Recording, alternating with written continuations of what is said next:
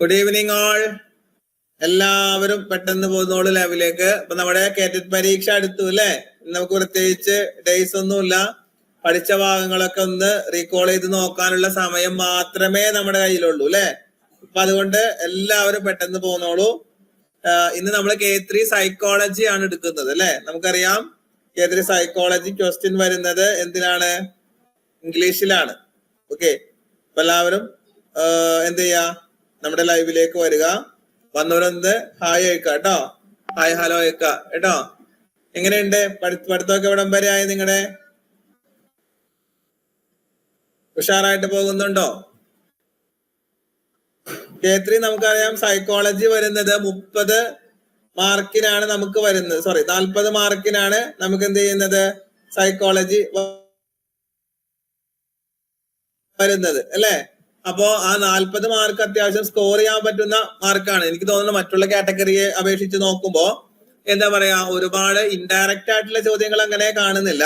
എന്നാൽ പോലും ചിലത് ഇൻഡയറക്റ്റ്, കുറച്ചൊക്കെ ഡയറക്റ്റ് ആയിട്ടാണ് വരുന്നത് മറ്റ് കാറ്റഗറിയെ അപേക്ഷിച്ച് നോക്കുമ്പോൾ. ഒരുപാട് പേര് ഹായ് പറയുന്നുണ്ട് കേട്ടോ. Hi Arya, hi hi. Okay, എല്ലാം കഴിഞ്ഞില്ലേന്നോ? എന്ത് കഴിഞ്ഞില്ല? ഷംസീറ പരീക്ഷ കഴിഞ്ഞെന്നാണോ? പരീക്ഷ കഴിഞ്ഞിട്ടില്ലല്ലോ. കുറെ പേര് ഹായ് പറയുന്നുണ്ട് കേട്ടോ. ടിപ്സ് ആൻഡ് ട്രിക്സ് പറയണേന്ന്. ഇപ്പൊ മാക്സിമം നമുക്ക് എന്ത് ചെയ്യാം, പറ്റുന്നില്ല നമുക്ക് പറഞ്ഞു പോകാം കേട്ടോ. പിന്നെ നമ്മൾ ടിപ്സ് വെച്ചിട്ട് ട്രിക്സ് വെച്ചിട്ട് ക്ലാസ്സുകൾ നമ്മൾ ചെയ്തിട്ടുണ്ട്. ക്വസ്റ്റ്യൻസിൽ ചിലപ്പോൾ നമ്മൾ എക്സ്പ്ലനേഷൻ മറന്നു പോകുന്നത്, ഓർമ്മ വരുന്നത് ഞാൻ പറയാം കേട്ടോ. ഓക്കെ, എന്തായിരുന്നാലും നമുക്ക് ഇതിനകത്തേക്ക് പോവാം, ചോദ്യത്തിലേക്ക് പോവാം കേട്ടോ. ഒന്നാമത്തെ ക്വസ്റ്റ്യൻ നിങ്ങൾ നോക്കാം. According to Piaget, in which stage the child develops the ability for seriation and different types of classification? ഒരു പിയാഷയുടെ തിയറിയുമായി ബന്ധപ്പെട്ടുകൊണ്ടുള്ള ക്വസ്റ്റ്യൻ ആണ്. ഓക്കെ, അപ്പോ ഒന്നാമത്തെ ആൻസർ എന്താണ്? എല്ലാവരും പറഞ്ഞോ, കോൺക്രീറ്റ് ഓപ്പറേഷണൽ സ്റ്റേജ് ആണെന്നുള്ളത്. Very good. കോൺക്രീറ്റ് ഓപ്പറേഷണൽ സ്റ്റേജിലാണ് എന്ത് ചെയ്യുന്നത്, ഇത് വരുന്നത് അല്ലേ. ഓക്കെ, അപ്പോ കറക്റ്റ് ആൻസർ ഓപ്ഷൻ സി ആണ് വരുന്നത് കേട്ടോ. ക്ലിയർ ആണല്ലോ? വോയിസ് എല്ലാം ക്ലിയർ ആണല്ലോ? ചെറിയൊരു ബ്രേക്ക് വന്നാണ് ശബ്ദത്തിന്. ഇപ്പൊ ക്ലിയർ ആണോ? കേൾക്കുന്നുണ്ടല്ലോ? വോയിസ് ഒന്ന് കമന്റ് ചെയ്തോളൂ കേട്ടോ, ഒന്ന് കമന്റ് ചെയ്തോളൂ.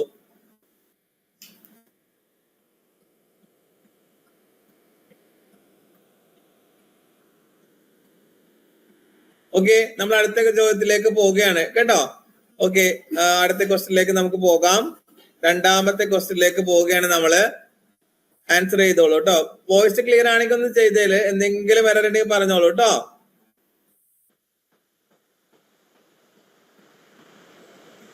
ക്ലിയർ ആണ്? ഓക്കെ ഓക്കെ, ചെയ്തോളൂ. If a person start to talk in baby talk when he is under stress, according to Freud he is using the defence mechanism known as. ഇവിടെ വന്നിട്ടുള്ളത്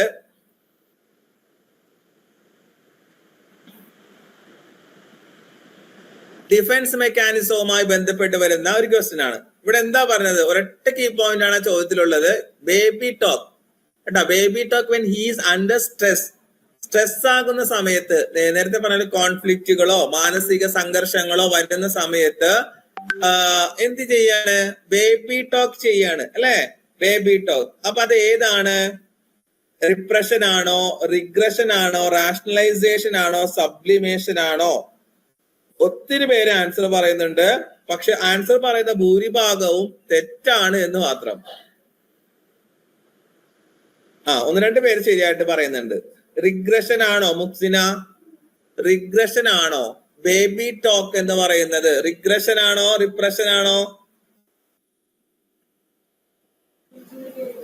ഉറപ്പാണോ? റിഗ്രഷൻ എന്നുള്ള ഉറപ്പാണോ?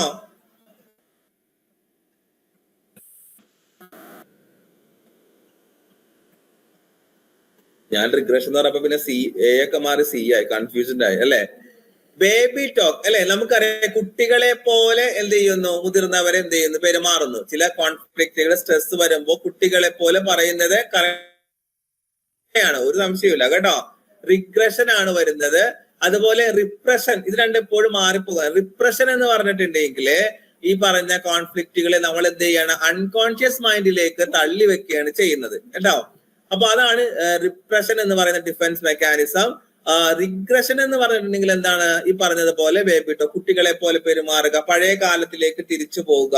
കേട്ടോ, ഇപ്പോഴാ കിട്ടിയത് സാർ. ഹായ് മാൻവിക, നെറ്റ് ഇഷ്യൂസ് ഉണ്ടല്ലേ? ഓക്കെ.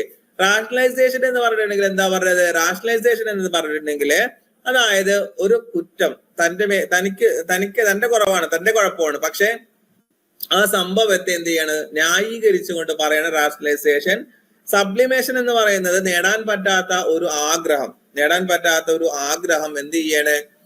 അത് ഒരു വേറെ കാര്യത്തിലേക്ക്, ഇപ്പൊ സമൂഹത്തിന് വേണ്ടിയുള്ള കാര്യങ്ങളിലേക്ക് മാറ്റിക്കൊണ്ട് അവര് ആ ഒരു സ്ട്രെസ്സിനെ അവരെന്ത് ചെയ്യാണ്? റിക്കവർ ചെയ്യാണ് ചെയ്യുന്നത്. Hamas hi, Afi rocks hi. Okay, അപ്പോൾ കറക്റ്റ് ആൻസർ ഓപ്ഷൻ ബി ആണ്. എ അല്ല, ബി ആണ്. റിഗ്രഷൻ ആണ് വരുന്നത്. റിപ്രഷൻ എന്ന് പറയുന്നത് തെറ്റാണ്. ഇവിടെ ഓപ്ഷൻ കൊടുത്തത് തെറ്റിപ്പോയതാണ് കേട്ടോ എഡിറ്റില്. റിഗ്രഷൻ ആണ് കറക്റ്റ് ആൻസർ വരുന്നത് കേട്ടോ. അഗ്രഷൻ ഉണ്ട് വേറെ. അഗ്രഷൻ എന്ന് പറഞ്ഞാൽ ആക്രമണം എന്ന് പറയുന്നത്. അതെ, ഓക്കെ. നേരിട്ട് തന്നെ ഇപ്പൊ ഒരു കൊച്ചു ചീത്ത പറയാണ്, തിരിച്ചവനെ തന്നെ എന്ത് ചെയ്യുക? ആക്രമിക്കുക. അത് ഡയറക്റ്റ് അഗ്രഷൻ എന്ന് പറയും. ഓക്കെ, ക്രിയേറ്റിവിറ്റി ഡി ഓപ്ഷനോ? എനിക്ക് മനസ്സിലായില്ല ഇതിനകത്ത് എന്താ ഉദ്ദേശിച്ചത്. ഓക്കെ, അപ്പൊ ഇത് തെറ്റാണ്. തെറ്റ് എഴുതി നോക്കരുത്. കറക്റ്റ് ആൻസർ ബി ആണ്, റിഗ്രഷൻ ആണ് കേട്ടോ. അടുത്ത ക്വസ്റ്റിലേക്ക് പോവുകയാണ്. Explicit memories and implicit memories are two types of. എവിടെയാണ് എക്സ്പ്ലിസിറ്റ് മെമ്മറിയും ഇംപ്ലിസിറ്റ് മെമ്മറിയും വരുന്നത്? മിഥിലാജ് ഹായ്. ഇത് ത്രികാർക്കുള്ളതാണെങ്കിലും ബാക്കിയുള്ള കാറ്റഗറികൾക്ക് ഉപയോഗിക്കാം കേട്ടോ. എവിടെയാ വരുന്നത്? വെരി ഗുഡ് ആൻസർ വരുന്നുണ്ട്. സീനതി, ക്രിയേറ്റിവിറ്റി എന്താണെന്ന് എനിക്ക് മനസ്സിലായില്ല. ക്രിയേറ്റിവിറ്റിയുടെ ക്വസ്റ്റ്യൻസ് ഒന്നും വന്നില്ലല്ലോ. വന്നോ മുനീർ? ആ കാറ്റഗറി 4 യൂസ് ചെയ്യാം. ഇതൊക്കെ വരുന്ന ക്വസ്റ്റ്യൻസ് തന്നെയാണ് കേട്ടോ. ഞാൻ പറഞ്ഞില്ലേ, ഏകദേശം ഇപ്പൊ നമ്മൾ നോക്കുമ്പോ കുറെ ഭാഗങ്ങൾ ഇവിടെയും പഠിക്കാനുണ്ട്. ലേണിംഗ് തിയറി ആയിരുന്നാലും പേഴ്സണാലിറ്റി ആയിരുന്നാലും ഇന്റലിജൻസ് ആയിരുന്നാലും ഇതൊക്കെ അങ്ങോട്ടും ഇങ്ങോട്ടൊക്കെ പഠിക്കാനുണ്ട്. പിന്നെ ഇവർക്ക് ഇത്തിരി കൂടി കൂടുതൽ വന്നിട്ടെന്ന് മാത്രമേ ഉള്ളൂ. അഡോളസൻസിന്റെ ഒരു ഏരിയ കുറച്ചും കൂടി കൂടുതൽ ഇവർക്ക് പഠിക്കാനുണ്ട്. ഓക്കെ, അതുപോലെ ടീച്ചിങ് ആപ്റ്റിറ്റ്യൂഡ്, അത്രേ ഉള്ളൂ കേട്ടോ. അപ്പൊ ഇവിടെ കറക്റ്റ് എന്താണ്? ലോങ് ടേം മെമ്മറി ആണ്. ലോങ് ടേം മെമ്മറി, എക്സ്പ്ലിസിറ്റ് മെമ്മറിയും ഇംപ്ലിസിറ്റ് മെമ്മറിയും വരുന്നത് ലോങ് ടേം മെമ്മറിയിലാണ് അല്ലെ? കറക്റ്റ് ആൻസർ ഓപ്ഷൻ ബി ആണ് കേട്ടോ. ഓപ്ഷൻ ബിയിലാണ്. ഈ എക്സ്പ്ലിസിറ്റ് മെമ്മറി എന്ന് പറയുന്നത് കോൺഷ്യസ് മൈൻഡിൽ നമ്മൾ ചെയ്യുന്ന കുറെ കാര്യങ്ങളാണ്.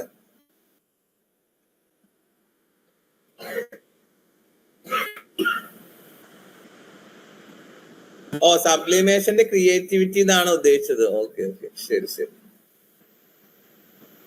ഓക്കെ, അപ്പോ ഇവിടെ നമ്മള് എന്താണ് എക്സ്പ്ലിസിറ്റ് മെമ്മറി എന്ന് പറയുമ്പോൾ അത് വരുന്നത് എവിടെയാണ്? നമുക്കറിയാം, കോൺഷ്യസ് മൈൻഡിൽ വരുന്ന സംഭവമാണ് എക്സ്പ്ലിസിറ്റ് മെമ്മറി എന്ന് പറയുന്നത്. അവിടെയാണ് സെമാന്റിക് മെമ്മറിയും അതുപോലെ എപ്പിസോഡിക് മെമ്മറിയും നമ്മൾ കോഡ് വെച്ച് പറഞ്ഞിരുന്നു. സെമാന്റിക് മെമ്മറി എന്ന് പറയുമ്പോൾ ഫാക്ട്സ്, GK, അതൊക്കെ സെമാന്റിക് മെമ്മറിയിൽ വരുന്നതാണ്. അത് ഈ എക്സ്പ്ലിസിറ്റ് തന്നെ രണ്ടെണ്ണമായിട്ട് വീണ്ടും ഡിവൈഡ് ചെയ്യുന്നുണ്ട്. ഓക്കെ, സെമാന്റിക്കും എപ്പിസോഡിക്കും. എപ്പിസോഡിക് എന്ന് പറഞ്ഞിട്ടുണ്ടെങ്കിൽ നമ്മുടെ ലൈഫിൽ ഉണ്ടാകുന്ന എന്തെങ്കിലും ഇവന്റ്സോ എക്സ്പീരിയൻസോ ഒക്കെ നമ്മൾ ഓർത്തെടുക്കുക. അത് എപ്പിസോഡിക് മെമ്മറിയുമായിട്ടാണ് വരുന്നത്. പിന്നെ ഇംപ്ലിസിറ്റ് മെമ്മറി എന്ന് പറഞ്ഞിട്ടുണ്ടെങ്കിൽ അത് അൺകോൺഷ്യസ് മൈൻഡിലാണ് വരുന്നത്. അതാണ് പ്രൊസീജിയറൽ മെമ്മറി എന്ന് പറയുക. പ്രൊസീജിയറൽ മെമ്മറി എന്ന് പറഞ്ഞിട്ടുണ്ടെങ്കിൽ ഇപ്പൊ നേരത്തെ പറഞ്ഞ സെമാന്റിക് മെമ്മറി ആയിരുന്നാലും എപ്പിസോഡിക് മെമ്മറി ആയിരുന്നാലും എന്താണ് കോൺഷ്യസ് മൈൻഡിൽ നമുക്കറിയാം, നമ്മളത് ഓർത്തെടുക്കുമ്പോൾ തന്നെ നമുക്കറിയാം നമ്മൾ ഓർത്തെടുക്കുന്നുണ്ട് എന്നുള്ളത്. പക്ഷേ ഇംപ്ലിസിറ്റ് മെമ്മറി എന്ന് പറയുന്നത് അൺകോൺഷ്യസ് മൈൻഡിലുള്ളതാണ്. അത് നമ്മൾ ഓർത്തെടുത്ത് ചെയ്യുന്നതല്ല, ഓട്ടോമാറ്റിക് നമ്മൾ ചെയ്യുന്നതാണ്. മനസ്സിലാവണ്ട? അപ്പൊ ഉദാഹരണമായിട്ട് നമ്മള് വണ്ടി ഓടിക്കുമ്പോ, 2 വീലർ ഓടിക്കുമ്പോ ഗിയർ ചേഞ്ച് ചെയ്യുന്നത് അല്ലെ, കുറെ നാള് നമ്മൾ ചെയ്യുമ്പോ അത് നമ്മൾ അറിയാതെ ഇങ്ങനെ ഓട്ടോമാറ്റിക്കലായിട്ട് ചെയ്യുന്നതാണ്. മനസ്സിലാവുന്നുണ്ടോ? തുടക്കത്തിലല്ല, കുറെ നമ്മൾ കഴിയുമ്പോ. അപ്പൊ അത് നമ്മൾ ചെയ്തു പോകുന്നതാണ്. അതുപോലെ തന്നെ രാവിലെ എണീക്കുമ്പോ തന്നെ നമ്മൾ എന്ത് ചെയ്യുന്നു? നേരെ ബ്രഷിന്റെ അടുത്ത് പോകുന്നു, പല്ല് തേക്കുന്നു എന്നുള്ളത് നമ്മൾ ഓർത്ത് ചെയ്യുന്നതല്ലല്ലോ. ഓക്കെ, രാവിലെ എണീറ്റ് നേരെ ബ്രഷിന്റെ അടുത്തേക്ക് പോകാം, നേരെ ആ ബ്രഷ് എടുക്കാം, അങ്ങനെ ഒന്നും ആലോചിച്ച് ചെയ്യണല്ല. ഓട്ടോമാറ്റിക്കലി നമ്മൾ ചെയ്യുന്ന കുറെ സംഭവങ്ങൾ അത് ചെയ്തു പോകുന്നതാണ് കേട്ടോ. അത് സ്കില്ല് ടാസ്കുമായിട്ട് ബന്ധപ്പെട്ടതാണ്. ഇവിടെ കറക്റ്റ് ആൻസർ ഓപ്ഷൻ ബി ആണ് വരുന്നത് കേട്ടോ.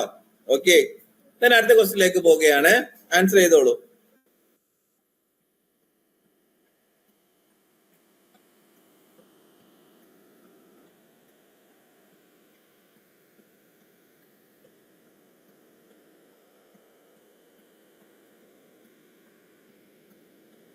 Thank you sir. 150 questions video കണ്ടു. Okay, very good Munira. അത് പ്രീവിയസ് ആയിട്ട് വരുന്നുള്ള ക്വസ്റ്റ്യൻസ് ആണ്. ഈ രാജൻ തലശ്ശേരി അത് ആരാ? അത്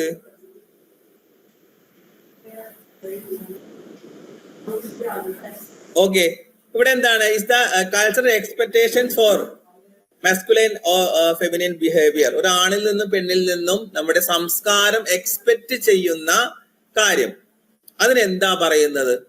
ജെൻഡർ എഡ്യൂക്കേഷനുമായി ബന്ധപ്പെട്ടുള്ള ഒരു ക്വസ്റ്റ്യൻ ആണ്.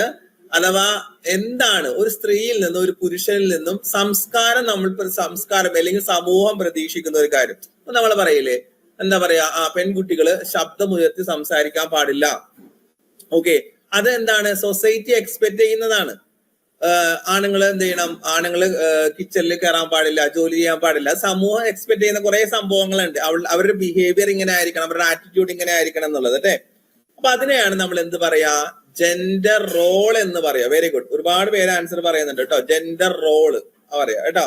Gender role. ജെൻഡർ ഐഡന്റിറ്റി എന്ന് പറഞ്ഞിട്ടുണ്ടെങ്കിൽ സ്വന്തം ഐഡന്റിറ്റി എന്ത് ചെയ്യാ? തിരിച്ചറിയാം. ഞാൻ ആണാണോ പെണ്ണാണോ എന്നുള്ളത് തിരിച്ചറിയാന്നുള്ളത്. ജെൻഡർ ബയാസ് എന്ന് പറഞ്ഞിട്ടുണ്ടെങ്കിൽ ഒരു ഭാഗത്ത് പ്രത്യേകിച്ച് ബോയ്സിനോട് പ്രത്യേക എന്ത് ചെയ്യാ? ഇതാക്കുക. ബോയ്സിനോട് മാത്രം ചില അധ്യാപകരുണ്ട്, ബോയ്സിനോട് മാത്രം ചോദിക്കും, അവർക്ക് എത്ര പരിഗണന നൽകും, ആ ഒരു രൂപത്തിൽ. അതാണ് ജെൻഡർ ബയാസ് എന്ന് പറയുന്നത്. Gender discrimination. ഹലോ, കേൾക്കുന്നുണ്ടല്ലോ അല്ലെ? ജെൻഡർ ഡിസ്ക്രിമിനേഷൻ എന്ന് പറയുന്നത് എന്ത് ചെയ്യാ? വേറെ, അതായത് ഇപ്പോ ഫോർ എക്സാമ്പിൾ ഇപ്പൊ നമ്മൾ പറയണ ഒരു കാര്യം ആൺകുട്ടി ചെയ്യുമ്പോൾ അവൻ എന്ത് ചെയ്യും? അവനെ പ്രശംസിക്കും, അവന് സമ്മാനം മാറ്റി കൊടുക്കും. പക്ഷെ അതേ കാര്യം പെൺകുട്ടി ചെയ്യുമ്പോ എന്ത് ചെയ്യില്ല? അത് കൊടുക്കില്ല. നമ്മളെ ഒരുപാട് എക്സാമ്പിൾ പറയുന്നുണ്ട്. ഇപ്പോ മകൻ ചെയ്തപ്പോ അമ്മ അവൻ എന്ത് ചെയ്തു? സമ്മാനം കൊടുത്തു. പക്ഷെ മകൾ അതേ കാര്യം ചെയ്തപ്പോ സമ്മാനം കൊടുത്തില്ല എന്ന് പറയുന്നുണ്ട് കേട്ടോ. അപ്പോ അതാണ് ഇത്. അപ്പൊ കറക്റ്റ് ആൻസർ ഓപ്ഷൻ എ ആണ്, ജെൻഡർ റോള് എന്നുള്ളത് കേട്ടോ. ദെൻ അടുത്ത ക്വസ്റ്റിലേക്ക് പോവുകയാണ്. ആൻസർ ചെയ്തോളൂ. Whenever the child gets a toy that opens it, somehow examines and spoils it, this is an statement made by a mother regarding her child's behavior. Which developmental characteristics is revealed her? ചോദ്യം മനസ്സിലായിട്ടുണ്ടാവുമല്ലോ. ഒരു toy കൊടുക്കുക അല്ലെ, എന്നിട്ട് അതിങ്ങനെ പൊളിച്ചു നോക്കുക എന്നുള്ളത്. ഇത് കാറ്റഗറി 3ക്ക് ആർജെ കാറ്റഗറി 3ക്ക് വേണ്ടിയുള്ള മാരത്തോൺ ആണ്. 4ന്റെയും 1ന്റെയും ഇഷ്ടംപോലെ നമ്മൾ ചെയ്ത് കഴിഞ്ഞിരുന്നു. ലാസ്റ്റ് മാരത്തോണിൽ നമ്മൾ അവരുടെ ടോപ്പിക് ഡിസ്കസ് ചെയ്ത് കഴിഞ്ഞിരുന്നു കേട്ടോ. പിന്നെ ഇത് ഉപയോഗിക്കാവുന്നതാണ് നിങ്ങൾക്ക്. ഞാൻ പറയില്ലേ, ക്വസ്റ്റ്യൻസ് ഇംഗ്ലീഷിലാണെന്ന് മാത്രമേ ഉള്ളൂ, പക്ഷെ നിങ്ങൾക്ക് എന്ത് ചെയ്യാം? ഉപയോഗിക്കാവുന്നതാണ്. Okay, very good. ആൻസർ വരുന്നുണ്ട്. എന്താണ്? ക്യൂരിയോസിറ്റി ആണ് അല്ലെ. ഒരു ടോയ് കിട്ടുമ്പോ എന്ത് ചെയ്യാം? അത് ഓപ്പൺ ചെയ്ത് നോക്കാൻ, എന്താണ് അതിന്റെ ഉള്ളില്. ചില പിള്ളേരെ കണ്ടില്ലേ, ടോയ്സ് ഒക്കെ നമ്മൾ വാങ്ങിച്ചു കൊടുക്കുമ്പോ അത് പൊളിച്ചു നോക്കും, ഇതിന്റെ ഉള്ളിൽ എന്താണെന്ന് അറിയാനുള്ള ഒരു ക്യൂരിയോസിറ്റി കേട്ടോ. അപ്പൊ ഇവിടെ കറക്റ്റ് ആൻസർ വരുന്നത് ഓപ്ഷൻ ബി ആണ്, ക്യൂരിയോസിറ്റി എന്നുള്ളതാണ്. ഓക്കെ, ആർജെ കണ്ടതുകൊണ്ട് കുഴപ്പമൊന്നുമില്ല കേട്ടോ, കാണാൻ പറ്റുന്ന തന്നെയാണ് ഇത്. കാരണം 4നൊക്കെ നമുക്ക് ഡിസ്കസ് ചെയ്യുന്ന പറ്റുന്ന ചോദ്യങ്ങളാണ്, ഇംഗ്ലീഷിലാണെന്ന് മാത്രമേ ഉള്ളൂ. പിന്നെ നിങ്ങൾക്ക് ഇംഗ്ലീഷിലും മലയാളത്തിലും ഉണ്ടാകുമല്ലോ. 3കാർക്ക് ഇംഗ്ലീഷിൽ മാത്രമേ ക്വസ്റ്റ്യൻ വരുള്ളൂ കേട്ടോ. ഇനി അടുത്ത ക്വസ്റ്റ്യൻ നോക്കിയേ. Which of the following is not a correct pair? താഴെ തന്നിട്ടുള്ളത് കറക്റ്റ് പെയർ അല്ലാത്തത് ഏതാണ്? Discovery learning, Jerome S Bruner. Bruner ഇങ്ങോട്ട് മാറിപ്പോയതാണ് കേട്ടോ. ഇത് എന്റെ തന്നെയാണ് വരുന്നത്. Discovery learning, Jerome S Bruner. B വരുന്നത് meaningful learning, David Ausubel. Okay. C observation learning, B F Skinner. And D trial and error learning, Thorndike. ഏതാണ് correct answer?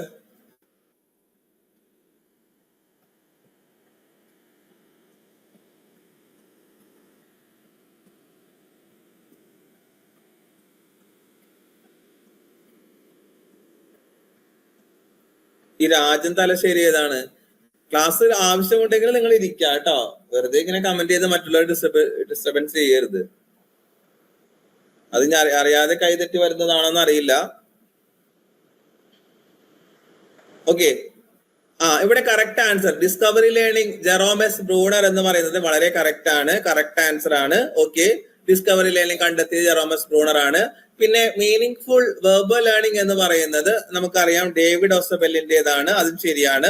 Observation learning theory, നിങ്ങൾ സി ആണ് answer പറയുന്നത് കേട്ടോ. Observation learning theory ഇദ്ദേഹത്തിന്റേതല്ല, BF സ്കിന്നറുടെ അല്ല എന്നാ പറയുന്നത്. ട്രയൽ ആൻഡ് എറർ തിയറി തോണ്ടേക്കിന്റേതാണ്. അപ്പൊ ഒബ്സർവേഷൻ ലേണിംഗ് തിയറി ആരുടേതാണ്? ഒന്ന് കമന്റ് ചെയ്തേ. Observation learning theory not a correct pairing. Okay, കുഴപ്പമില്ല. Bandura, very good. Seena Sameera പറഞ്ഞിട്ടുണ്ട് ബന്ദൂരയാണ് ഒബ്സർവേഷൻ ലേണിംഗ് തിയറി വരുന്നത്. അപ്പൊ ഇവിടെ തെറ്റായിട്ടുള്ള പേർ എപ്പോഴും നിങ്ങൾ എന്ത് ചെയ്യണം? ചോദ്യത്തിന്റെ അവസാനം നോക്കണം കേട്ടോ. ഇപ്പൊ നാളെ 1, 2 ഒക്കെ എക്സാം സ്റ്റാർട്ട് ചെയ്യുമ്പോൾ നിങ്ങൾ നോക്കണം, ഏത് ക്വസ്റ്റ്യൻസ് ആയിരുന്നാലും അതിന്റെ എൻഡും തുടക്കവും ഒക്കെ നോക്കണം. Very good. ഒരുപാട് പേര് ആൻസർ പറയുന്നുണ്ട്. Very very good. ബന്ദൂരയുടേതാണ് കേട്ടോ. ദെൻ അടുത്ത ക്വസ്റ്റ്യൻ. ഓക്കെ, വായിച്ചു നോക്കാം. Suresh learned English in the 4th standard with the fear of the English teacher. On reaching 6th standard, he got a similar teacher and the fear increased. It is related to which principle in Pavlov's conditioning? Stimulus generalization, spontaneous recovery, extinction, stimulus reinforcement.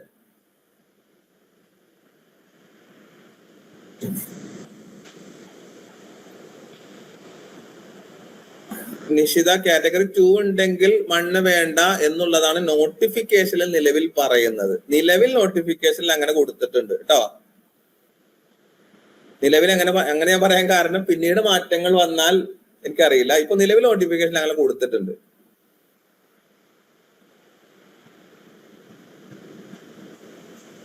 BS Skinner. Okay, ഇവിടെ correct answer ഏതാണ്? Okay, ഒരുപാട് പേര് വരുന്നുണ്ട്. Stimulus, Aishwarya, stimulus generalisation വരുന്നുണ്ട്. Okay okay, very good very good.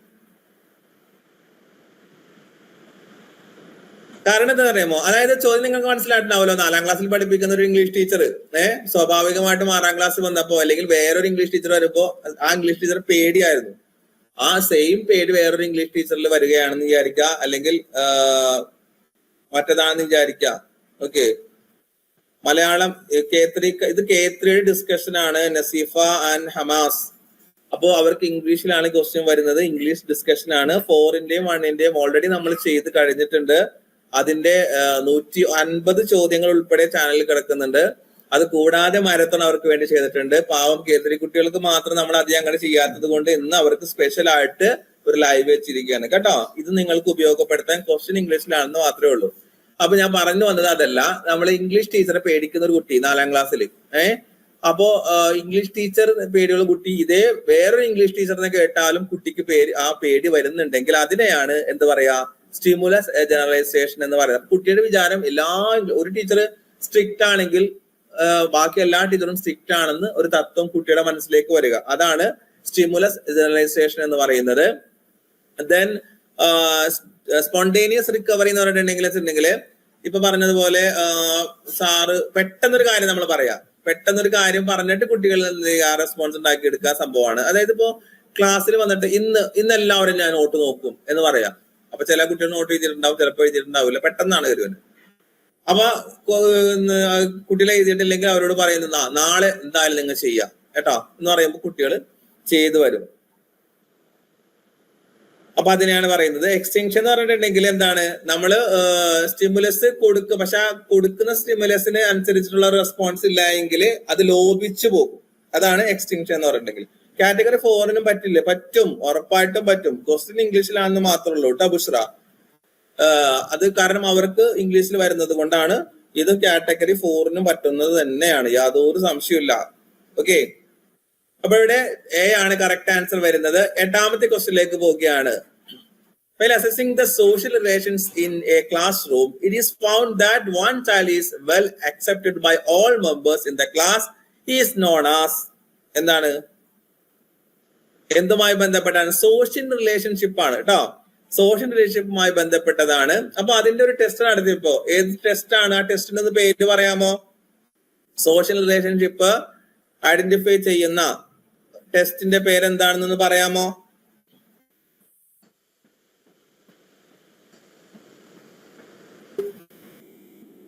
ഒന്ന് comment ചെയ്തേ, ഏതാണത്? Answer വരുന്നുണ്ട് കേട്ടോ. Very good, very sociometry. Very good, sociometry അല്ലെ? സോഷ്യോമെട്രി എന്നുള്ളതാണ്. സോഷ്യോഗ്രാം എന്ന് പറയുമ്പോൾ നമുക്കറിയാം ആ റിലേഷൻഷിപ്പ് എത്രത്തോളം ഉണ്ട് എന്ന് നമുക്ക് കാണിച്ചു തരുന്ന ഒരു ഗ്രാഫ്. അതാണ് സോഷ്യോഗ്രാം എന്ന് പറയുന്നത്. ഇവിടെ ക്ലാസ്സിലെ എല്ലാ കുട്ടികളും ഒരു കുട്ടിയെ തന്നെ എന്ത് ചെയ്തു, എല്ലാ മെമ്പേഴ്സും ഒരു കുട്ടിയെ തന്നെ അക്സെപ്റ്റ് ചെയ്തു അല്ലെ. സോ ആ കുട്ടി എന്താണ്, ആ കുട്ടി ക്ലാസ്സിൽ എല്ലാവരോടും നല്ലൊരു സോഷ്യൽ റിലേഷൻഷിപ്പ് ആണ് എന്ന് കാണിച്ചിരുന്നതാണ്. സോ അവനെ നമുക്ക് എന്ത് വിളിക്കാം, സ്റ്റാർ എന്ന് വിളിക്കാം കേട്ടാ, സ്റ്റാർ എന്ന് നമുക്ക് വിളിക്കാം. സോഷ്യോമെട്രി അതുപോലെ തന്നെ subjective method, objective method, projective ടെക്നിക്സിൽ വരുന്ന ടെസ്റ്റുകൾ ചിലത് നമ്മൾ ഡീറ്റെയിൽ ആയിട്ട് പഠിക്കും, എല്ലാം ഡീറ്റെയിൽ ആയിട്ടൊന്നും പഠിക്കണ്ട, ചിലത് ഡീറ്റെയിൽ ആയിട്ട് പഠിക്കണം. അതിൽ പെട്ടതാണ് ഈ സോഷ്യോമെട്രി, സോഷ്യോഗ്രാം ഒക്കെ വരുന്നത് കേട്ടോ. അവിടെ കറക്റ്റ് ആൻസർ ഓപ്ഷൻ ഡി ആണ്. അടുത്ത ചോദ്യത്തിലേക്ക് പോകാം. According to Freud, the intense emotional attachment showed by Anish towards his mother during the early childhood is called Oedipus complex, Electra complex, psychosexual development and psychoanalysis.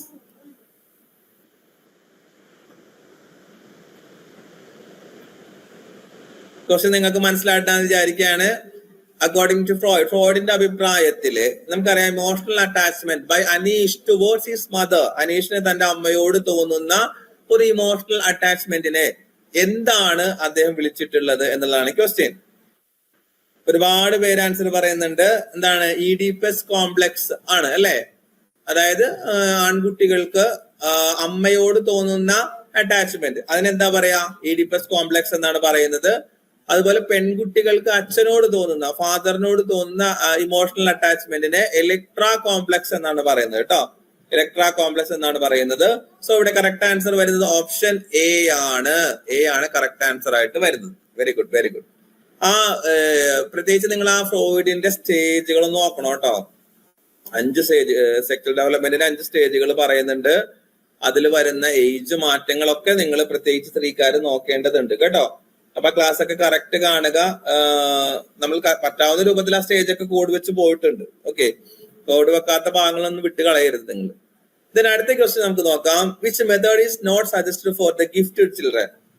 Gifted ചിൽഡ്രന് suggest ചെയ്യാൻ പറ്റാത്തൊരു method ഏതാണ്? ഏതാണ്? Action learning ആണോ, curriculum adaptation ആണോ, ability grouping ആണോ, remedial teaching ആണോ? Gifted children എന്ന് പറഞ്ഞാൽ നമുക്കറിയാലോ, ഇന്നലെ കഴിഞ്ഞ ക്ലാസ്സിൽ നമ്മൾ ഡിസ്കസ് ചെയ്തിരുന്നു. ആക്സിലറേഷൻ എന്ന് പറഞ്ഞിട്ടുണ്ടെങ്കിൽ നമ്മൾ എന്ത് ചെയ്യുന്നു, നമ്മൾ ഉയർന്ന ക്ലാസ്സിലേക്ക് ഇത് കൊടുക്കുന്നു, പ്രൊമോഷൻ കൊടുക്കുന്നു അല്ലെ. കാരണം കുറച്ചും കൂടെ IQ കൂടിയിട്ടുള്ള കുട്ടികളായിരിക്കും. അപ്പൊ അവർക്ക് ആവശ്യമില്ലാത്തത് ഏതാണെന്ന് ക്വസ്റ്റ്യൻ ചോദിച്ചിട്ടുണ്ടെങ്കിൽ ഏതാണ് വരുന്നത്? Very good, very good, very good. Answer വരുന്നുണ്ട്. കറക്റ്റ് ആൻസർ വരുന്നത് ഓപ്ഷൻ ഡി ആണ് അല്ലെ. റെമഡിയൽ ടീച്ചിങ് അവർക്ക് ആവശ്യമില്ല. കാരണം ഗിഫ്റ്റഡ് ചിൽഡ്രൻ ആണല്ലോ, അവർക്ക് എന്താണ്, അവർക്ക് നമുക്ക് കുറച്ചും കൂടി ഡബിൾ പ്രൊമോഷനൊക്കെ നമുക്ക് കൊടുക്കാൻ സാധിക്കും. അതുപോലെ തന്നെ കൂടിയ ആക്ടിവിറ്റീസ് സാധാരണ കുട്ടികൾക്ക് കൊടുക്കുന്നതിനേക്കാൾ കുറച്ചും കൂടി കൂടിയ ആക്ടിവിറ്റീസ് നമുക്ക് അവർക്ക് കൊടുക്കാൻ സാധിക്കും. ഓക്കെ, അപ്പോ ഇവിടെ കറക്റ്റ് ആൻസർ വരുന്നത് ഓപ്ഷൻ ഡി ആണ്. റെമഡിയൽ ടീച്ചിങ് അവർക്ക് ആവശ്യം. റെമഡിയൽ ടീച്ചിങ് എന്ന് പറഞ്ഞാൽ എന്താ? റെമഡിയൽ ടീച്ചിങ് ആർക്ക് കൊടുക്കുന്നത്? ഇതുപോലെ തന്നെ ലേണിംഗില് പിന്നോക്കം നിൽക്കുന്ന കുട്ടികൾക്ക് അവരുടെ ആ ഒരു പഠനത്തെ മെച്ചപ്പെടുത്തുന്നതിന് വേണ്ടി കൊടുക്കുന്നതാണ് റെമഡിയൽ ടീച്ചിങ് എന്ന് പറയുന്നത്. സോ അതെന്ത് വേണ്ട, അത് നമുക്ക് ഗിഫ്റ്റഡ് ചിൽഡ്രന്റെ ആവശ്യമില്ലാത്ത സംഭവമാണ്. കറക്റ്റ് ആൻസർ ഓപ്ഷൻ ഡി ആണ്. Okay, very good. ഒരുപാട് പേര് ആൻസർ പറയുന്നുണ്ട് കേട്ടോ. അടുത്ത question, which of the following statement regarding brainstorming is not true? ഞാൻ എപ്പോഴും പറയുന്നത് നിങ്ങൾ ആ എൻഡിലൊന്ന് ശ്രദ്ധിക്കണം കേട്ടോ. ഈസ് നോട്ട് ട്രൂ എന്നും കൂടി പറയുന്നുണ്ട്. ഏതാണ് കറക്റ്റ് ആൻസർ വരുന്നത്? വായിച്ചു നോക്കിയേ. ബ്രെയിൻ സ്റ്റോമിങ്ങുമായി ബന്ധപ്പെട്ടുകൊണ്ടുള്ള സംഭവമാണ് അല്ലെ. സ്പോണ്ടേനിയസ് ആണ് ബ്രെയിൻ സ്റ്റോമിംഗ് എന്ന് മനസ്സിലാക്കിയിട്ട് നമ്മള് അത് ശരിയല്ലാത്ത ഒരു സ്റ്റേറ്റ്മെന്റ് ഏതാണെന്നുള്ളതാണ് ക്വസ്റ്റ്യൻ. ശരിയല്ലാത്ത സ്റ്റേറ്റ്മെന്റ്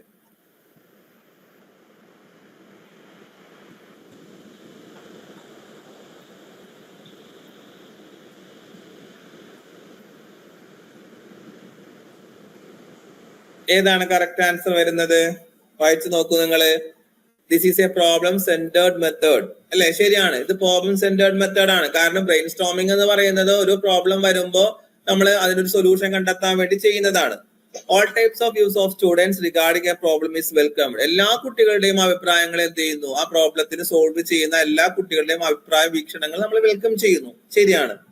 പിന്നെയോ, individual evaluation of the students performance is possible. ഇവിടെ കുട്ടികളുടെ ഇൻഡിവിജ്വൽ ആയിട്ടുള്ള പെർഫോമൻസ് ആണോ വിലയിരുത്തുന്നത്? ഗ്രൂപ്പ് ബ്രെയിൻ സ്റ്റോമിംഗ് എന്ന് പറഞ്ഞിട്ടുണ്ടെങ്കിൽ ഒരു ഗ്രൂപ്പ് ഡിസ്കഷൻ ആണ് വരുന്നത് അല്ലെ, ഒരു ഗ്രൂപ്പ് പ്രോബ്ലം സോൾവിംഗ് ആണ് വരുന്നത്. സോ അവിടെ ഇൻഡിവിജ്വൽ ആയിട്ടുള്ള ഇവാലുവേഷൻ എല്ലാം നടക്കുന്നത്. ഗ്രൂപ്പ് ആയിട്ടൊരു പ്രോബ്ലത്തിന് എന്ത് ചെയ്യുക, സൊല്യൂഷൻ കണ്ടെത്തുക.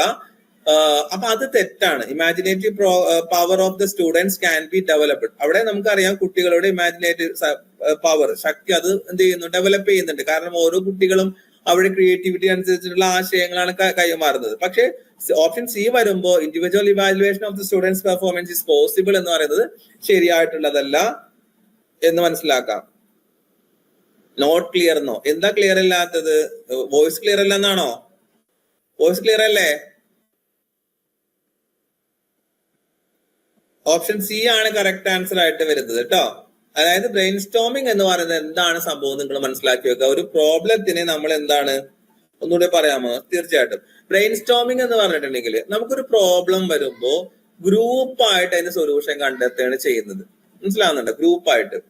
ഫോർ എക്സാമ്പിൾ പെട്ടെന്ന് കണക്ട് ചെയ്യാൻ വേണ്ടി ഞാനൊരു പറയാം. അപ്പൊ നിങ്ങൾ ഒരു 3-4 ഫ്രണ്ട്സ് കുറെ കാലങ്ങൾക്ക് ശേഷം കണ്ടെത്തുകയാണ് എന്ന് വിചാരിക്കാം. ഒരു എക്സാമ്പിൾ പെട്ടെന്ന് മനസ്സിലാക്കാൻ വേണ്ടിയാണ്. നിങ്ങൾ ക്ലാസ്മേറ്റ്സ് ആയിരുന്നു, നിങ്ങൾ കുറെ കാലങ്ങൾക്ക് ശേഷം കണ്ടെത്തുന്നു. അപ്പൊ നിങ്ങൾ 4 പേരുണ്ട്. അപ്പൊ നിങ്ങൾ പറയാണ് നമ്മളിങ്ങനെ നടന്നാൽ പോലെ നമുക്ക് എന്തെങ്കിലും ഒരു സ്റ്റാർട്ടപ്പ് തുടങ്ങണം എന്ന് വിചാരിക്കുക. അപ്പൊ നിങ്ങൾ ഡിസ്കസ് ചെയ്തു. അപ്പൊ ഒരു പ്രോബ്ലം ആണ് നിങ്ങൾക്ക് മുമ്പിൽ അവിടെ വരുന്നത്. സോ നിങ്ങൾ എന്ത് ചെയ്യണം, അവിടെ ഡിസ്കസ് ചെയ്യണം എന്ത് വേണം. അവസാനം നിങ്ങളൊരു പ്രീ പ്രൈമറി സ്കൂൾ സ്റ്റാർട്ട് ചെയ്യാൻ വേണ്ടി തീരുമാനിച്ചു. അപ്പോ എന്തൊക്കെ സജഷൻസ് ആണ്, ഓരോരുത്തരെയും സജഷൻസ് അവിടെ നിന്ന് എടുക്കുന്നു. മനസ്സിലാവുന്നുണ്ടോ? അപ്പോ ചില ആൾക്കാർ ഇങ്ങനെ അവരെ പറയുന്നു. അപ്പൊ എല്ലാവരും എടുത്തിട്ട് എല്ലാത്തിനും അതിന് അനുയോജ്യമായിട്ടുള്ളതൊക്കെ കാറ്റഗറൈസ് ചെയ്തിട്ട് എടുക്കുന്നു. എന്നിട്ട് അതിന് എന്ത് ചെയ്യുന്നു, സൊല്യൂഷൻ കണ്ടെത്തും. 12ാമത്തെ ചോദ്യത്തിലേക്കാണ് നമ്മൾ എന്ത് ചെയ്യുന്നത്, പോകുന്നത് കേട്ടോ. 12ാമത്തെ ക്വസ്റ്റ്യനിലേക്കാണ് പോകുന്നത്. ഓക്കെ, ആൻസർ ചെയ്തോളൂ. 12ാമത്തെ ക്വസ്റ്റ്യൻ എന്ത് ചെയ്തോളൂ, ആൻസർ ചെയ്തോളൂ.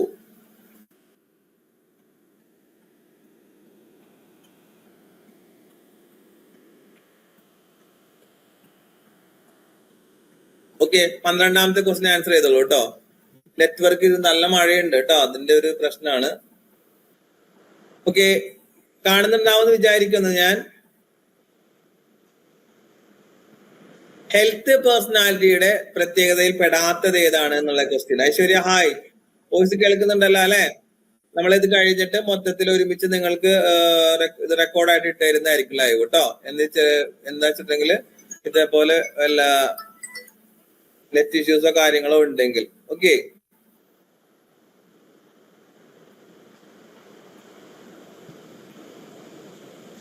ഏതാണ് ഇവിടെ ഹെൽത്തി പേഴ്സണാലിറ്റിയുടെ പ്രത്യേകതയിൽ പെടാത്തതാണ്? സെൽഫ് അവയർനെസ് ഉണ്ടാകണം അല്ലെ, ഇമോഷണൽ സ്റ്റെബിലിറ്റി വേണം, പോസിറ്റീവ് റിലേഷൻഷിപ്പ് വേണം, പിന്നെയോ ഒരാളെ ഡിപ്പെൻഡ് ചെയ്യാൻ പറ്റില്ല അല്ലെ. വോയിസ് കേൾക്കാൻ ശരി. ഓക്കെ, ശരിയാ.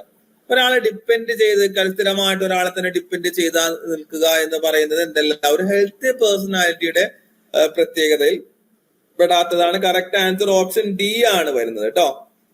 Very good, very good.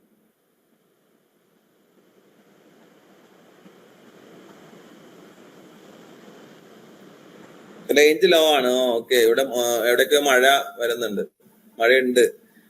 Then അടുത്ത ക്വസ്റ്റ്യൻ നോക്കുക. വിച്ച് സ്റ്റേജ് ഇൻ പിയാഷെ theory is characterised by abstract thinking? Abstract thinking ഏതിനകത്താ വരുന്നത്?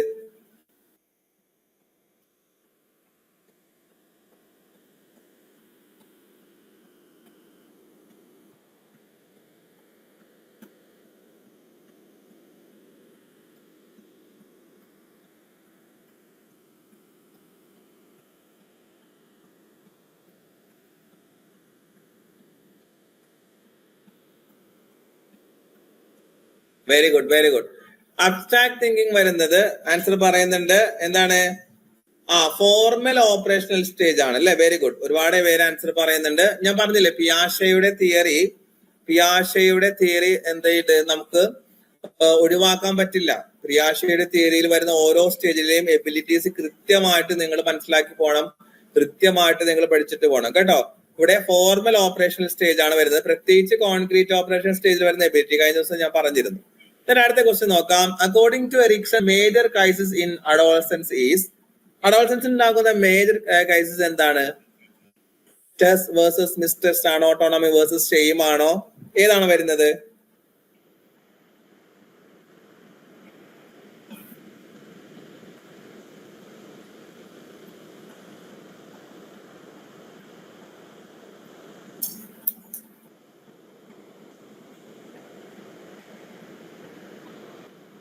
പിന്നെയും പോയി എന്ത് ചെയ്യും? സ്റ്റോപ്പ് ചെയ്യാം. നമുക്ക് വേണമെങ്കിലേ റേഞ്ച് ഇഷ്യൂസ് ഉണ്ടല്ലേ, നമുക്ക് ഈ ക്വസ്റ്റ്യൻസ് വേണമെങ്കിൽ ഗ്രൂപ്പിൽ ഇട്ട് കൊടുക്കാം അവർക്ക്, മറ്റേ ഇതിനകത്ത് ബാച്ചിലെ പിള്ളേർ. മതിയോ?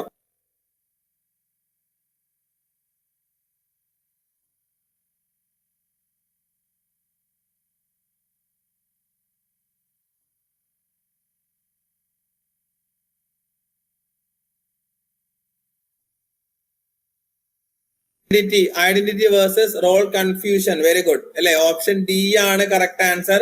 ഐഡന്റിറ്റി വേഴ്സസ് റോൾ കൺഫ്യൂഷൻ എന്ന് പറയുന്ന ഡി ആണ് കറക്റ്റ് ആൻസർ ആയിട്ട് വരുന്നത്. ഇത് അഡോൾസെൻസിൽ വരുന്നതാണ്. കാരണം പ്രായപൂർത്തിയാക്കുമ്പോഴാണ് തന്റെ ഐഡന്റിറ്റിയെ കുറിച്ചുള്ള ഒരു കൺഫ്യൂഷൻ വരുന്നത്. ആണാണോ പെണ്ണാണോ അല്ലെ? അതിന്റെ മാറ്റങ്ങൾ, ചേഞ്ചസ് ഒക്കെ അവൻ എന്ത് ചെയ്യുന്നു, നോക്കി കാണുന്നു. ഓക്കെ, ഡി ആണ് കറക്റ്റ് ആൻസർ. അടുത്ത ക്വസ്റ്റിലേക്ക് പോവുകയാണ്. Which psychologist proposed the concept of general intelligence അഥവാ G factor എന്നുള്ള കോൺസെപ്റ്റ്? അത് ആരുടേതാണ് എന്നുള്ളതാണ് ക്വസ്റ്റ്യൻ. ഏതാണ് വരുന്നത്? ഹവാർഡ് ഗാർഡൻ ആണോ, സ്പിയർമാൻ ആണോ, ബിനെറ്റ് ആണോ, തോണ്ടേക്ക് ആണോ? പോയിട്ടില്ല, കേൾക്കുന്നില്ലേ? വോയിസ് കേൾക്കുന്നുണ്ട് കേട്ടോ. ഏതാണ് വരുന്നത്? അഥവാ ജനറൽ ഇന്റലിജൻസ് എന്ന് പറയുന്ന സംഭവം നമുക്കറിയാം. കറക്റ്റ് ആൻസർ വരുന്നുണ്ട് സ്പിയർമാൻ അല്ലെ? സ്പിയർമാന്റെ 2 ഫാക്ടർ തിയറി നിങ്ങൾ പഠിച്ചിട്ടുണ്ടാവും. 2 ഫാക്ടർ തിയറി ഓഫ് ഇന്റലിജൻസ് എന്നുള്ളത് 2 ഫാക്ടറുകളാണ് എന്ത് ചെയ്യുന്നത് സ്പിയർമാൻ പറയുന്നത്. ഒന്ന് G factor, 2 S factor. G factor എന്ന് പറയുമ്പോൾ ജനറൽ ഫാക്ടറും അതുപോലെ തന്നെ സ്പെസിഫിക് ഫാക്ടറും. ആ ജിയും എഫും ഒന്ന് നിങ്ങൾ ഓർത്തു വെക്കണം കേട്ടോ. സോറി, ജിയും എസും, എഫ് അല്ല എസ്. ജനറൽ അതുപോലെ സ്പെസിഫിക് ഫാക്ടർ എന്നുള്ളത്, ആ രണ്ടും നിങ്ങൾ ഓർത്തു വെക്കണം. ഇത് ആരുടെ തിയറി ആണെന്ന് ചോദിച്ചിട്ടുണ്ടെങ്കിൽ സ്പിയർമാന്റേതാണ് എന്ന് ഓർത്തു വെക്കുക. ഓക്കെ, അടുത്ത ക്വസ്റ്റിലേക്ക് പോവുകയാണ്. ആൻസർ ചെയ്തോളൂ. ബി ആണ്. ഒരുപാട് പേര് ആൻസർ പറയുന്നുണ്ട്. Okay, very good. The ability of a child to understand the quantity remains the same even if shape changes is called assimilation, accommodation, conservation and seriation. ഏതാണ് കറക്റ്റ് ആൻസർ വരുന്നത്? ഒരു കുട്ടിക്കുള്ള കഴിവാണ് അല്ലെ? അവന് മനസ്സിലാക്കുന്നു എന്താണ്, അതായത് ഷേപ്പ് മാറിയാലും ക്വാണ്ടിറ്റി അവിടെ സെയിം ആണ് എന്ന് മനസ്സിലാക്കുന്നു. ഷേപ്പാണ് മാറിയിട്ടുള്ളത്, അവിടെ ക്വാണ്ടിറ്റി മാറിയിട്ടില്ല എന്നൊരു കുട്ടി മനസ്സിലാക്കുന്നതിന് എബിലിറ്റി നമ്മൾ പറയുന്ന പേരെന്താണ്?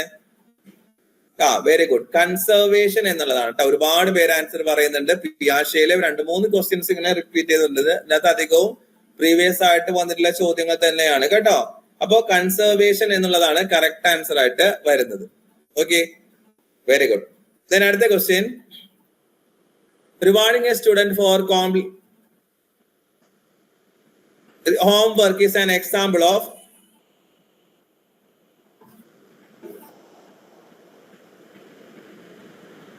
intrinsic motivation, extrinsic motivation. ഏതാണ്? അതായത് ഹോംവർക്ക് ചെയ്തിട്ടുള്ള ഒരു കുട്ടിക്ക് റിവാർഡിന് വേണ്ടിയാണ് അവൻ എന്ത് ചെയ്യുന്നത്, ഹോംവർക്ക് ചെയ്യുന്നത് അല്ലെ? ഇൻട്രൻസിക് മോട്ടിവേഷൻ, എക്സ്റ്റൻസിക് മോട്ടിവേഷൻ നമ്മൾ പറഞ്ഞിട്ടുണ്ട്. അതായത് പുറമേയുള്ള ഒരു സംഭവത്തിന് വേണ്ടി ഒരാൾ പണിയെടുക്കുകയാണ്, ഒരാൾ വർക്ക് ചെയ്യുകയാണെങ്കിൽ അതെന്താണ്? എക്സ്റ്റൻസിക് മോട്ടിവേഷൻ ആണ്. കാരണം അവന്റെ സ്വന്തം താല്പര്യമല്ല. ഇപ്പൊ നമ്മൾ ഉദാഹരണം പറയുന്നത്, ഇപ്പൊ വായിക്കുകയാണെന്ന് വിചാരിക്കും. ഒരാൾ ബുക്ക് വായിക്കുകയാണ്.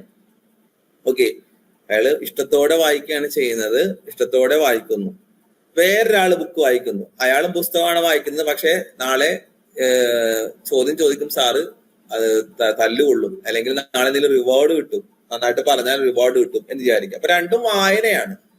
പക്ഷെ ആ ഒരു മോട്ടിവേഷൻ വ്യത്യാസമുണ്ട്. ആദ്യത്തേത് സ്വന്തം ഇഷ്ടം താല്പര്യം വരുമ്പോൾ ഇൻട്രൻസിക്കും, പുറമേ ഒരു കാര്യത്തിന് വേണ്ടി പറയുമ്പോൾ എക്സ്റ്റൻസിക് മോട്ടിവേഷനുമാണ്. ബി ആണ് കറക്റ്റ് ആൻസർ വരുന്നത്. ഓക്കെ, അടുത്ത question. Creativity is best defined as the ability to. എന്താണ് ക്രിയേറ്റിവിറ്റി എന്ന് പറയുന്നത്? ക്രിയേറ്റിവിറ്റി എന്ന് പറയുന്നത് എന്താണ്? എന്താണ് ക്രിയേറ്റിവിറ്റി എന്നതുകൊണ്ട് ഉദ്ദേശിക്കുന്നത്?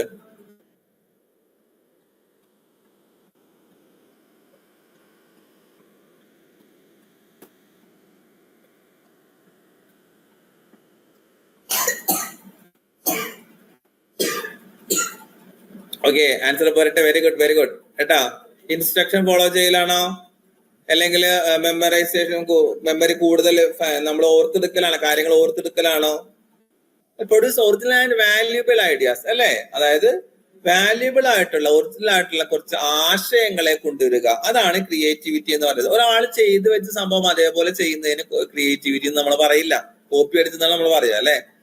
പക്ഷെ പുതുതായിട്ടൊരു കാര്യം കൊണ്ടുവരുന്നതും നേരത്തെ ഉള്ള കാര്യം തന്നെ എന്ന് വിചാരിക്കുക, അത് നമ്മുടേതായിട്ടുള്ള ശൈലിയിൽ കുറെ മാറ്റങ്ങൾ വരുത്തി കൊണ്ടുവരുന്നതിന് ക്രിയേറ്റിവിറ്റി പറയാറുണ്ട് കേട്ടോ. അപ്പൊ നേരത്തെ ചെയ്തു വെച്ചൊരു സംഭവമാണ്, അത് അതേപടി എടുത്തു വെക്കുന്നതല്ല, അതിനകത്ത് കുറെ മാറ്റങ്ങൾ നമ്മുടേതായിട്ടുള്ള വരുത്തി പുതിയൊരു സംഭവമായിട്ട് പ്രസന്റ് ചെയ്യുന്നതിന് നമ്മൾ എന്താ പറയാ, ക്രിയേറ്റിവിറ്റി എന്നാണ് പറയുന്നത്. അപ്പൊ അതിന്റെ ഒരു ഡെഫിനേഷൻ നിങ്ങൾ എപ്പോഴും എന്ത് ചെയ്യുക, ഓർത്തു വെക്കുക കേട്ടോ. Produce original and valuable ideas എന്നുള്ള സി ആണ് കറക്റ്റ് ആൻസർ ആയിട്ട് വരുന്നത്.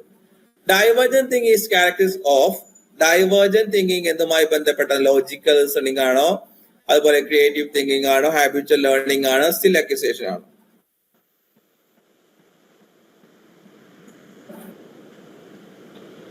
കറക്റ്റ് ആൻസർ ഏതാ വരുന്നത്? Divergent thinking. ഓക്കെ, ആൻസർ വരുന്നുണ്ട്. Very good, very good. Sherin, Praneetha, Ashwani, Athira, I am big son, Sreekutty, Shebeeba, കുറെ പേര് ആൻസർ പറയുന്നുണ്ട് കേട്ടോ. ശരിയാണ്, ക്രിയേറ്റിവിറ്റി തിങ്കിങ്ങുമായിട്ട് വരുന്നതാണ്. കാരണം ഡൈവേർജന്റ് തിങ്കിങ് എന്ന് പറഞ്ഞാൽ തന്നെ നിങ്ങൾ മനസ്സിലാക്കണം, അത് ഒരുപാട് മെനി സൊല്യൂഷൻസ് ഉണ്ട്. മെനി സൊല്യൂഷൻസ് നമുക്ക് ചിന്തിക്കാൻ പറ്റുന്ന ഒരു സംഭവമാണ് ഡൈവേർജന്റ് തിങ്കിങ് എന്ന് പറഞ്ഞാൽ. അപ്പൊ മെനി സൊല്യൂഷൻസ് എന്നുള്ള സംഭവം വരുന്നത് എവിടെയാണ്? അത് ക്രിയേറ്റിവിറ്റിയുമായി ബന്ധപ്പെട്ടാണ്. ഇതിന്റെ തന്നെ ഉണ്ട്, നമുക്കറിയാം എന്താണ് ഡൈവേർജന്റ് തിങ്കിങ്, അതുപോലെ തന്നെ കൺവേർജന്റ് തിങ്കിങ് എന്ന് പറയുന്ന സംഭവമുണ്ട്. അവിടെ സിംഗിൾ സൊല്യൂഷൻ ആണ്, ഒറ്റ സൊല്യൂഷൻ മാത്രമേ ഉള്ളൂ, ഇന്റലിജൻസുമായിട്ട് കണക്ട് ചെയ്യുന്നതാണ്. ഇന്റലിജൻസ് ആണ്, ബുദ്ധിയാണ് അതിന്റെ പ്രത്യേകതയായിട്ട് വരുന്നത്. പക്ഷെ ഡൈവേർജന്റ് തിങ്കിങ്ങിൽ ക്രിയേറ്റിവിറ്റി, അത് മാറിപ്പോണ്ട കേട്ടോ. കൺവേർജന്റ് തിങ്കിങ്ങിൽ ഇന്റലിജൻസ് ആണെങ്കിൽ ഡൈവേർജന്റ് തിങ്കിങ്ങിൽ എന്താണ്, ക്രിയേറ്റിവിറ്റി ആണ്.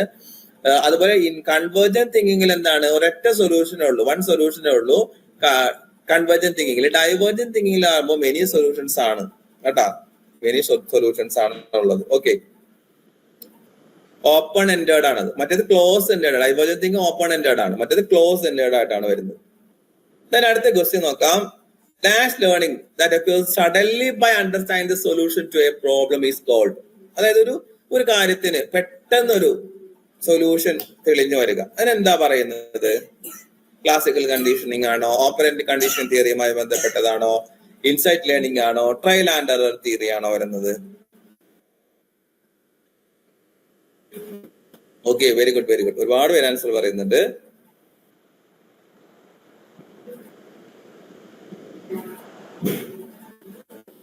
നമുക്കറിയാലോ ഇൻസൈറ്റ് ലേണിംഗ് ആണ് അല്ലെ, കോഹ്ലറുടെ ഇൻസൈറ്റ് ലേണിംഗ് ആണ് വരുന്നത്.